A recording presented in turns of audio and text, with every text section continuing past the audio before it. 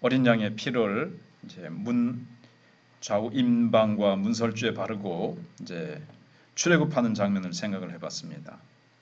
하나님께서 이제 이도 사용하시고 파리도 사용하시고 개구리도 사용하시고 이 미물을 사용해서도 하나님은 못 이루실 일이 없으시고 하나님은 뭐 커다란 무기 세상 사람들이 위대하게 사용하는 그런 것만이 아니라 아주 작은 미물을 통해서 하나님은 무엇이든지 복종케 하실 수가 있고 사용하실 수 있는 하나님이심을 보여주시면서 우리가 또 오래 다니신 분들은 아시겠지만 뭐 개구리, 파리, 이런 것들은 애굽의 그 신들이었습니다. 그들이 섬기는 소위 우상들이었죠. 근데 하나님께서 그런 것들을 통해서 하나님께서 다 깨트리셨어요. 애굽의 우상들이 얼마나 헛되고 무가치한 것인가를 하나님께서 또 그 출애굽을 통해서 하나님이 자신을 드러내신다 그랬잖아요. 바로가 하나님이 누구간데 나는 하나님을 모른다 이랬잖아요. 근데 하나님이 그러면 이제부터 내가 누군지 정말 참신이 누군지 내가 나를 나타내겠다 이렇게 말씀하셨잖아요. 처음에는 모세에게 하나님께서 자신을 드러내시고 이스라엘 백성들에게 드러내시고 그 다음에 또 만민에게 하나님께서 이제 드러내시는 거예요. 그러면서 하나님께서 이제 열재앙을 통해서 하나님이 누구신가를 이제 서서히 알리시기 시작했었습니다. 그래서 마지막 징계는 이제 장자의 죽음 재앙이죠. 그래서 그것을 통해서 애굽 백성들은 그날이 참 심판의 날이요 멸망의 날이고 죽음의 날이고 이스라엘 백성들에게는 어떤 날이었습니까? 구원의 날이었죠. 또 달리 얘기하면 애굽 사람들은 거의가 불순종했을 거예요. 근데 애굽 사람 가운데서도 그 말씀을 믿고 피를 바르면 살고 이스라엘 백성들 가운데서도 그 말씀을 안 믿고 피를 바르지 않으면 죽는 겁니다. 어린 양의 피를 믿고 순종하느냐 불순종하느냐에 따라서 이제 죽음과 구원 또는 죽음과 영생이 이제 갈라지는 거죠. 이거는 오늘날도 마찬가지죠.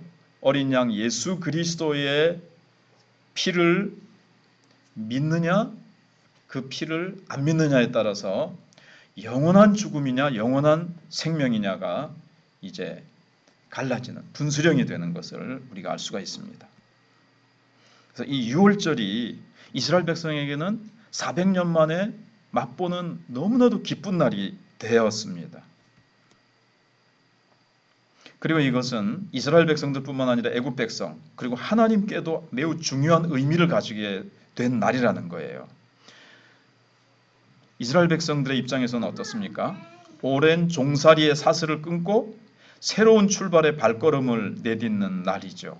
그래서 오랫동안 기억하고 기념해야 될 날이 된 겁니다. 그래서 출애굽기 12장 2절에 보시면은 이제 그게 나타납니다.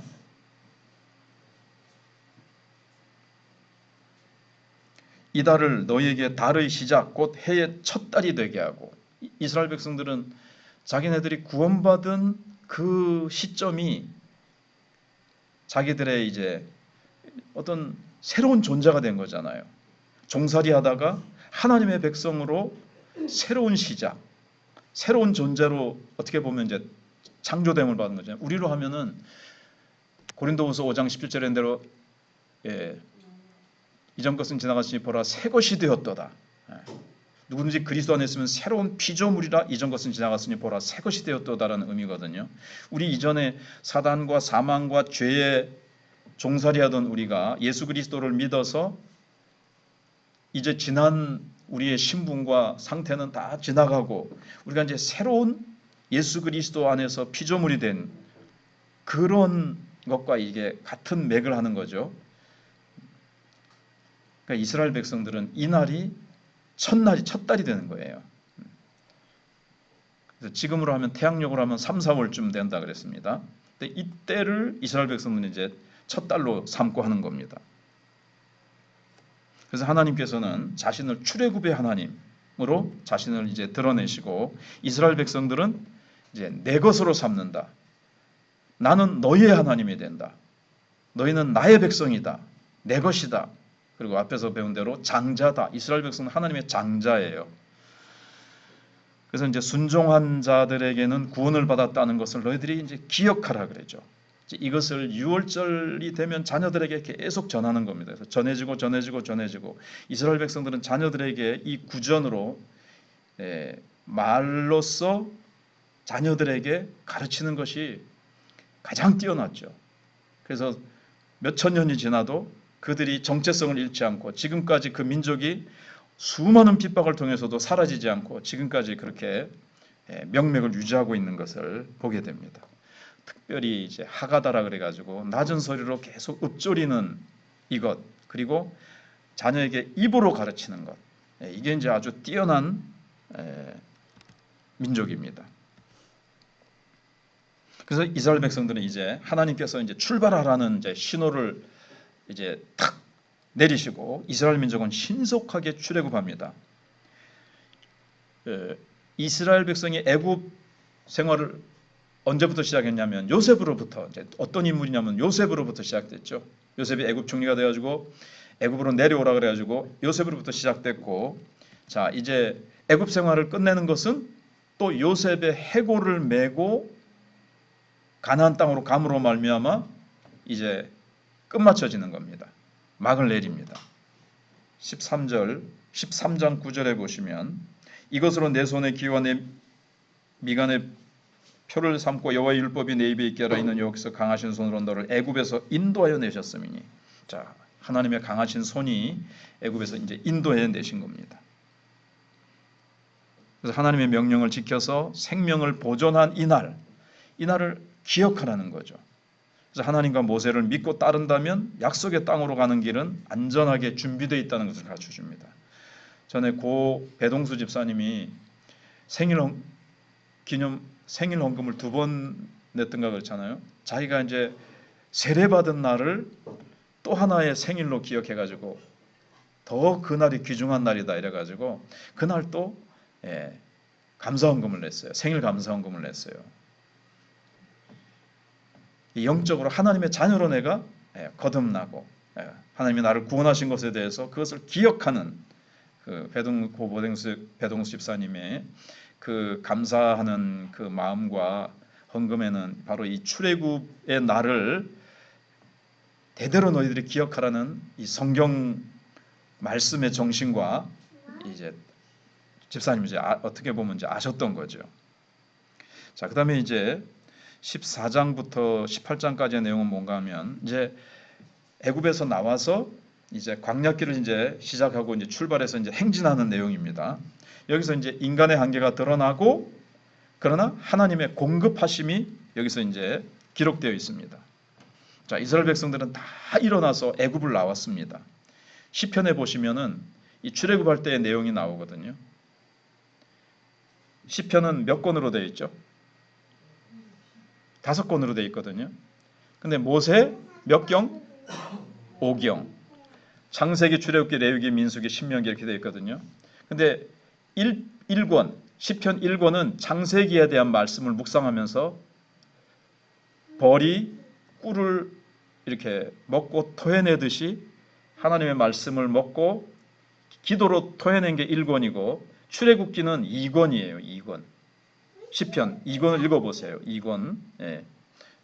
시편 42편부터인가요? 그렇게 그거부터 보면은 출애굽기, 레위기, 그다음에 이제 3권은 레위기의 말씀과 딱 맞춰져 있어요. 민수기 4권은, 그다음에 신명기 5권 딱 그렇게 딱 돼 있어요.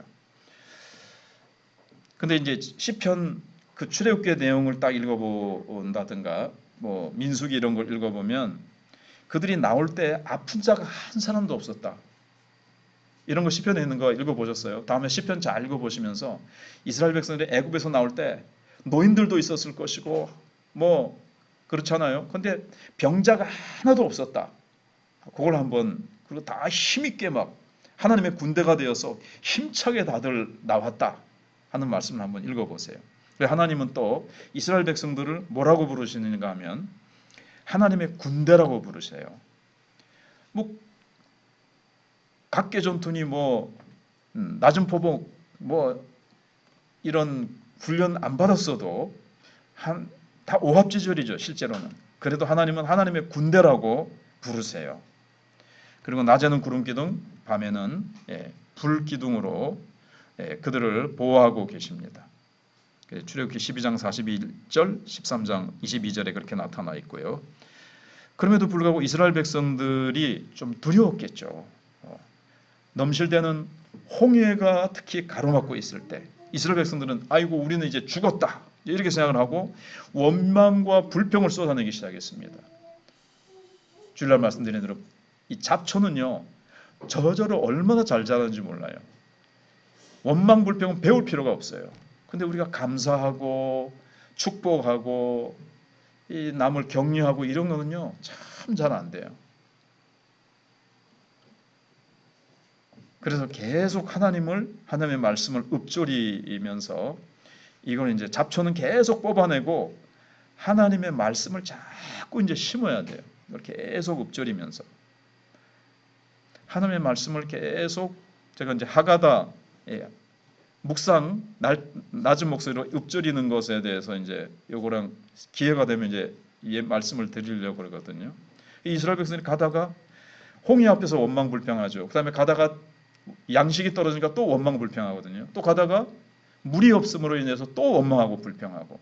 그래서 원망불평을 너무나도 그들이 잘 쏟아냈다 하는 겁니다. 왜냐하면 원망불평이 심겨져서 그래요. 그게 이제 원망불평이 심겨져서 그래요. 뭘 심어야 될까요? 감사요. 또 감사를 자꾸 심어야 되고 하나님의 말씀을 자꾸 심어야 돼요. 적극 믿음의 말이죠. 믿음의 말이 나오고 이스라엘 백성들이 나중에 가나안 입구에 와가지고도 12명의 정탐꾼을 파송하는데 10명이 돌아가지고 또 불신앙의 말을 하잖아요. 그러니까 불신앙이 심겨졌는 거예요. 불신앙이 심겨져서 그래요. 하나님의 말씀을 계속 읊조리고 하나님의 말씀을 심어 놓으면 이게 이제 믿음의 말이 튀어나오는 거예요. 저도 이제 얼마 안 됐지만 한 달 좀 넘어서 이렇게 해보니까 전에는 그냥 별로 의식 없이 들었는데 딱 나가서 다른 사람들이 하는 말을 딱 들으면 불신앙의 말을 하고 있네. 불평 원망의 말 이런 하나님이 기뻐하시지 않는 말들이 하는 게 막 더 이제 팍팍 들리는 거예요.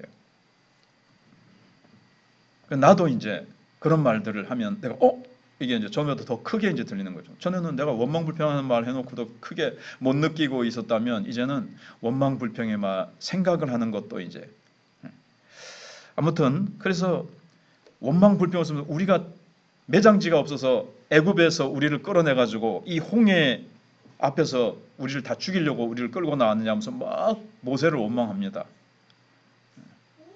그럴 때 모세가 하나님의 선하신 계획이 있다. 하나님이 행하시는 일을 우리가 한번 보자. 하나님이 어떻게 행하실지. 하나님이 우리를 끌어내셨으니까 하나님의 뜻이 있을 것이다. 하나님이 어떻게 우리에게 행하시는지 한번 보자. 딱 그럽니다. 그러니까 모세는 딱 이제 40년 동안 이제 그리고 10가지 재앙 이런 것들을 통해서 하나님을 절대적으로 신뢰하는 믿음이 딱 이렇게 이제 세워진 거죠, 모세가. 그러면서 하나님의 선한 뜻이 있으실 것이다. 여러분 가장 위기 때에 가장 큰 기적을 기대할 수 있습니다. 그러니까 골짜기가 깊을수록 산이 높은 거잖아요.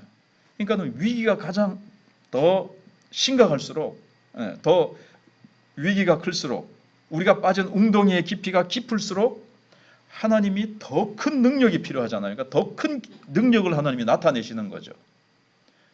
그러니까 작은 위기 앞에서는 뭐 하나님이 해주시겠죠. 그런데 너무너무 절망적인 상황에서는 아이고 이건 하나님도 안 되실 거야. 그건 이제 우리 생각이고 우리 기준으로 하나님과 비교하는 것이고 더 사태가 절망적일수록 하나님의 기적의 손길은 더 크게 나타나겠구나. 와 하나님이 어떤 일을 행하시려고 얼마나 큰 능력과 기적으로 나를 건지시려고 이런 어려움 속에 나를 집어넣으시나 뭐 이러잖아요. 지난주에 호우주의보가 내리면서 유튜브에 뜬 게 아니 비가 얼마나 내릴 거길래 이렇게 미리부터 호우주의보를 벌써 내리느냐 이랬거든요. 그러니까 그것과 비슷하게 저는 그게 방금 생각이 나면서 하나님이 어떻게 큰 능력을 나타내시려고 이렇게 어려움 앞에 우리를 직면하게 하시느냐. 뭐 이렇게 우리는 볼 수 있는 게 어려운 직면이 나타나면요. 아이고 죽었다가 아니고 할렐루야 하나님이 얼마나 큰 기적을 나타내시려고 이런 어려움을 주시는 거예요. 뭐 이렇게 이제 볼 수 있는 거죠. 그러면서 출애굽기 14장 14절에서 여호와께서 너희를 위하여 싸우시리니 너희는 가만히 있을지니라. 뭐는 우리를 싸움에 참여하게 하실 때도 있어요. 그러나 여기서는 하나님이 너희를 위하여 싸우시리니 너희는 가만히 한번 하나님이 하시는 일을 기대하고 고대하고 사모하고 그걸 한번 너희들은 잠잠히 걸리면 보기만 해라. 그래서 보고 하나님께 이제 나중에 이제 건넌 후에 홍해를 건넌 후에 이제 찬양을 하게 되는 거죠. 그래서 고백이 참 중요하다는 말을 다시 한번 드리면 큰일 났다, 죽겠다 이런 사람은 늘 이제 또 큰일 났다, 죽겠다. 이제 큰일 나는 일로 자꾸 가는 거예요. 죽을 일만 생기는 거예요. 다윗은 뭐라고 고백했죠? 여호와는 나의 목자시니 내가 부족함이 없으리로다. 다윗은 부족함이 없는 인생을 누리는 거잖아요. 내가 무엇을 하나님 앞에서 자꾸 고백하느냐. 그래서 민수기 14장 28절에서 너희가 한 말대로 내가 내 귀에 들린 대로 너에게 행하리라 그러시거든요. 그래서 우리가 자꾸 하나님의 말씀을 자꾸 읊조리고 하나님의 말씀을 내가 자꾸 심어서 그 말이 이제 열매로 나타나도록 삶의 열매로 나타나도록 수없이 읊조려야 됩니다. 완전히 뿌리를 내리고 이게 생명나무처럼 딱 그 말씀이 한 말씀이라도 바른 말씀을 한 말씀이라도 딱 심어 놓으면요. 나무를 하나 딱 진리의 나무를 하나 바로 심어 놓으면요. 5년 후에 어떻게 될까요? 10년 후에 어떻게 될까요? 숲을 이룹니다. 근데 나쁜 잘못된 열매를 나무를 하나 심어 놓으면 어떻게 될까요? 씨를 심어 놓으면 또 세월이 흐른 후에 이제 그 숲을 이루는 거예요. 이게 원망불평을 심었기 때문에 원망불평이란 말이 나오는 거예요. 그게 마음에. 그래서 자꾸 하나님의 말씀을 심어야 됩니다. 할렐루야. 예. 아멘. 예. 아멘. 예. 예. 그래서 출애굽기 14장 13절에서 오늘 본 애굽 사람을 또 다시는 영원히 보지 못하리라 하나님 이렇게 이제 말씀을 하십니다. 애굽 모세를 통해서. 그래서 이스라엘 백성들에게는 구원의 그 홍해가 그렇게 되는 것이고 하나님의 큰 구원을 체험하게 되고 하나님을 불신앙하는 애굽 백성들은 이제 거기에 다 빠져서 죽게 되는 멸망의 날이 되는 거죠. 그래서 출애굽기 15장에 가서 하나님께서 행하신 이 구원에 대해서 이스라엘 백성들이 막 미리암을 비롯해서 여인들과 사람들이 막 소고치고 지금 뭐 하면 뭐 장구 꽹과리 치면서 막 하나님을 막 찬양합니다. 그걸 계속 좀 하가다 했으면 좋을 텐데 16장에 가서 또 한 달 반 만에 이제 신광야에 도착하거든요. 근데 거기서 이제 식량이 떨어지니까 또 모세를 원망합니다. 근데 인간의 능력이 끝나는 시점에서 뭐가 나타나죠? 하나님의 능력의 시작이에요. 인간의 능력이 끝날 때 아이고 이제 모든 게 다 떨어졌어요. 그때 하나님께서 하나님의 공급이 시작됩니다. 왜냐하면 너희는 내 것이고 나는 너희들의 하나님이 되겠다 하셨거든요.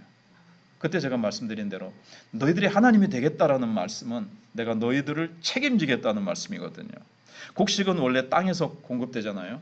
그런데 광야에는 풀 한 포기조차 기대할 수 없는 땅인데 그러자 하나님은 땅이 없는데 우리는 땅만 보면서 없는데 이러는데 하나님은 하늘에서 이제 내리시는 거죠. 그래서 우리는 땅만 보면서 자꾸 없다 그러지 말고 없다 이 말도 이 습관입니다. 없다. 불신앙의 생각을 많이 심은 거예요. 없다. 우리 교회는 뭐가 없다. 우리 교회는 부족하다. 그러면 늘 부족한 거예요. 늘 부족하다. 우리 교회는 뭐가 약하다. 우리 교회는 재정이 약하다. 우리 교회는 뭐가 약하다가 아니라 다윗처럼 여호와가 우리 교회의 목자시니, 예수님이 우리 교회의 목자시니, 머리시니 우리가 부족함이 없다. 예, 그렇게 이제 고백을 해봅시다. 예. 근데 또 실제로 또 예배 마치고 기도할 때는 막 이렇게 하다가 또 실제로 돈 쓸 일 아니 내가 재정부 보고 뭐라는 게 아니라 또 뭐 자관 우리 모두가 다 예, 또 그러면 또 아이고 나는 약해서 나는 뭐가 부족해서 나는 우리 교회는 뭐가 해서 또는 우리 개인적으로도 나는 뭐 해서 예, 그게 이제 딱 입력이 되어 있는 거예요. 이제 이런 것들을 이제 계속 하가다를 하면서 이 율법책을 내 입에서 떠나지 말게 하고 예, 그 가운데 기록한 대로 그것을 항상 지켜 행하라. 예, 그 말씀을 계속 주야로 묵상하라 그러잖아요.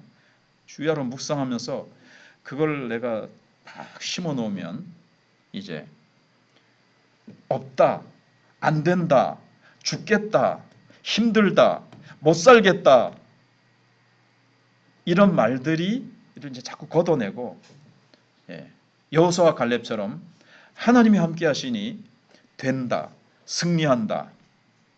예, 저들은 우리의 밥이다. 이제 이렇게까지 되는 거예요. 그러려니까 수없이 이거는 이제 밤낮 없이 묵상해야 되는 거죠. 예배 시간에 한 번 듣고 안 된다 그랬잖아요. 그래서 이거를 수없이 계속 삶 속에서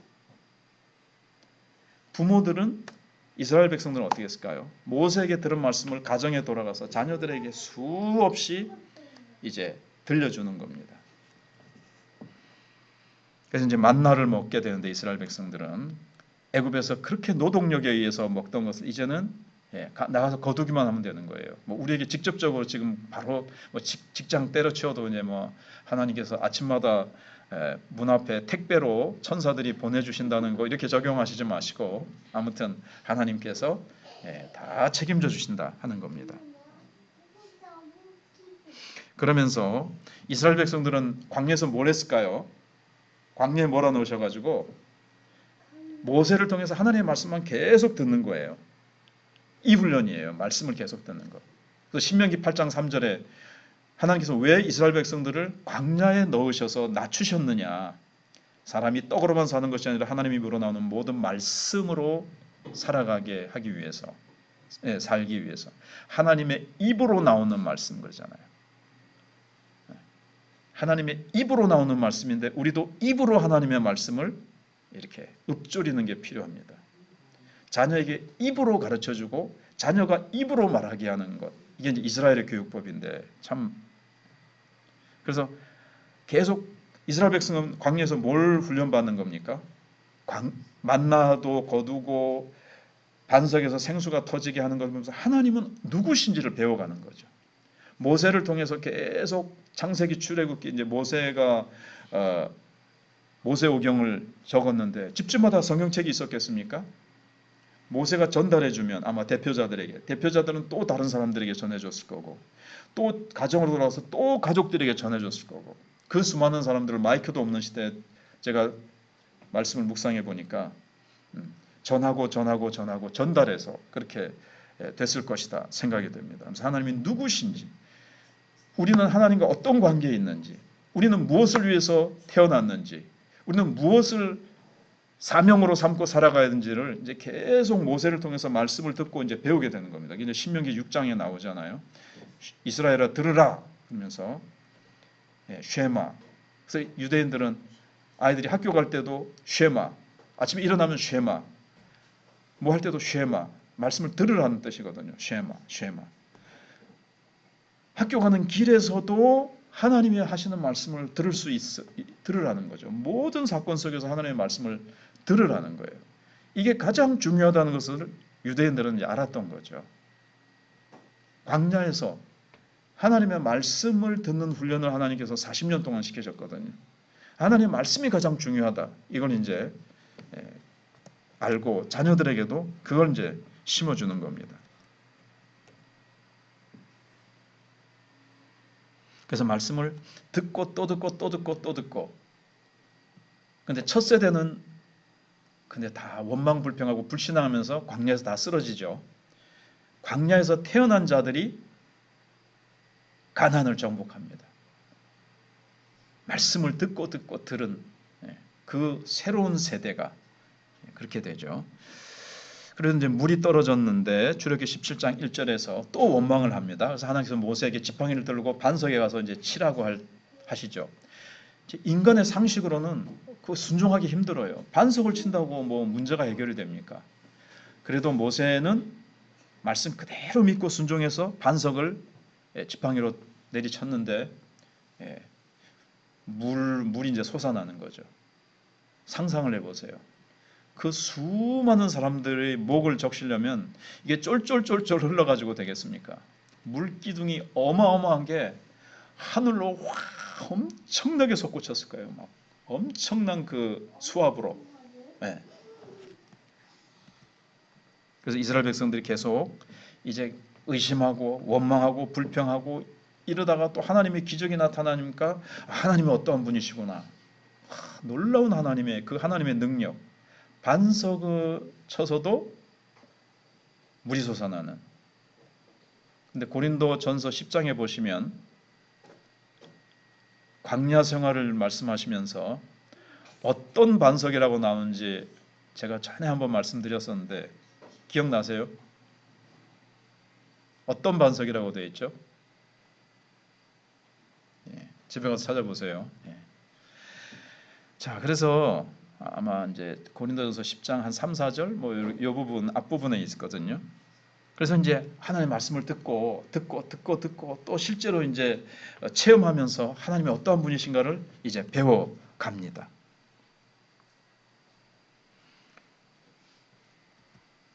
자, 그리고 한 가지만 더 말씀드리면 이제 모세는 그렇게 하나님의 인도하심에 철저히 순종하면서 나가요. 그러나 18장에 가서는 어떤 게 나오냐면 뭐 100부장, 뭐 50부장, 10부장을 세웁니다. 그러니까 모세 혼자서 백성들이 가지고 오는 모든 그 어떤 문제들을 모세 혼자서 이렇게 해결하잖아요. 그러니까 백성들은 줄을 쫙 서 있는데 다 막 자기 순서까지 오려면 너무 오래 기다리잖아요. 그래서 백성들도 지치고 모세도 그 수많은 백성들의 그 이웃들끼리 그것도 하나의 사회니까 생기는 문제들을 재판해 주느라고 모세도 지치고 그때 이드로가 뭐라 그럽니까? 그렇게 하면 너도 지치고 백성들도 지쳐서 이게 옳지 않다. 사위야. 그러면서 재량 있는 좀 능력 있는 사람들을 분별력 있고 좀 뛰어난 사람들을 더 세워서 뭐 50부장, 10부장 이렇게 세워가지고 그들이 작은 문제들은 그렇게 해결하게 하고 그들도 해결하지 못한 문제를 모세 너에게 가지고 오면 네가 해결해주고 그렇게 해라. 짜잔한 문제들은 그 해결할 수 있는 그 밑에 사람들, 그러니까 위임하는 거죠. 예. 이렇게 좀 업무 분담을 좀 해라. 그래서 그건 이제 하나님의 직접적인 인도하심은 아니지만 상식선에서 모세도 어느 정도는 자기 인간에게 주신 상식을 가지고 인간에게 주신 어떤 이성의 분별력이 있잖아요. 상식선에서. 그래서 모세가 판단할 수 있는 재량을 하나님이 모세에게 주셨다 하는 거예요. 좀 알아듣기 쉽게 말하면 하나님 오늘 넥타이 무슨 색깔일까요? 뭐 이 하나까지 그렇게 하신 것은 아니라는 거죠. 중요한 일에 있어서 하나님께 물어야 될 것은 모세가 순종하고 그렇게 나갔고 일반 상식에서 주신 것들은 자기가 잘 판단해서 이렇게 하는 거죠. 우리도 그렇잖아요. 하나님 오늘 아침에 무슨 음식을 해 먹을까요? 메뉴를 어떻게 할까요? 하나님 레시피 주세요. 뭐 이렇게 안 하잖아요. 예. 그런 거는 하나님이 우리가 그냥 성경의 큰 범위 안에서 하면 되고 그렇게 했다는 것을 우리가 알 수가 있습니다. 그래서 이제 모세가 그의 일생 내내 지니고 있는 두 가지 삶의 자세를 이제 우리가 배워보면요. 첫째는 하나님을 향한 절대적인 신뢰와 순종이었다. 하나님을 향한 절대 신뢰. 홍해 앞에서도 어떠한 고난 앞에서도 문제 앞에서도 모세는 하나님을 절대 신뢰하고 순종합니다. 두 번째는 이스라엘 백성들에 대한 따뜻한 마음과 시선입니다. 하나님께서 이스라엘 백성들을 멸하시려고 하실 때도 하나님 이들을 살려달라고 이제 중보기도하는 게 또 뒤에 나오잖아요. 그리고 아무리 백성들이 모세에게 와가지고 따지고 원망하고 막 돌로 쳐서 죽이려고 해도 그때마다 하나님 앞에 엎드려요. 이것들이요 그러면서 막 그들과 갈고 도저히 안 되겠다는 그들은 이렇게 하지 않고 하나님 앞에 가가지고 하나님 앞에 늘 엎드리죠. 이스라엘 백성들을 향한 그들을 품고 사랑으로 그들을 품고 가는 그 따뜻한 시선과 마음, 이것을 이제 배울 수가 있습니다. 지도자의 마음이죠. 자, 오늘은 여기까지 말씀을 생각해 봤습니다. 오늘 말씀 속에서 기도의 제목을 한번 각자